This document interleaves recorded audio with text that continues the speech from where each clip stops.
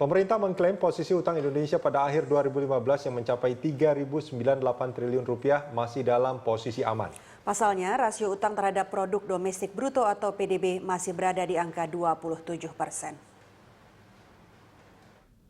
Direktur Strategis dan Portofolio Utang Ditjen Pembiayaan dan Pengelolaan Risiko Kementerian Keuangan Schneider Siahaan menegaskan, jika dibandingkan dengan negara berkembang lainnya, rasio utang Indonesia masih aman.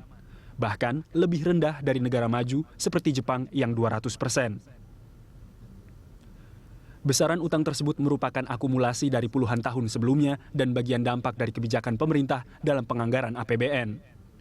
Seperti pada tahun 2010, nilai utang RI masih di kisaran 1.600 triliun rupiah dan di akhir tahun 2015 berada di level 3.000 triliun rupiah, naik 489,86 triliun rupiah dibanding tahun sebelumnya.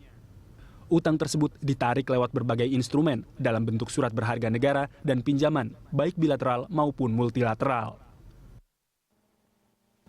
Seiring dengan penambahan utang, pemerintah memastikan penggunaannya lebih tepat sasaran. Alokasi utang antara lain untuk pembangunan infrastruktur di dalam negeri seperti jalan, jembatan, dan bendungan. Demikian pula di tahun 2015, sebagian besar dialokasikan untuk pembangunan infrastruktur. Tercatat realisasi belanja di akhir tahun untuk infrastruktur 213 triliun rupiah, tumbuh 54% dari serapan belanja dalam APBN perubahan 2014 sebesar 138 triliun rupiah. Menurut Schneider Siahaan, jika tidak ingin utang bertambah, maka penyusunan anggaran harus seimbang antara penerimaan dan belanja, sehingga tidak defisit. Bahkan akan lebih baik jika dalam posisi surplus, sehingga bisa melunasi utang. Dan surplus bisa terjadi jika realisasi pajak kuat melebihi yang diperlukan.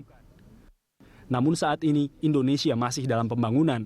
APBN belum cukup mampu memenuhi sehingga harus dipenuhi dengan utang. Tim Liputan Berita 1.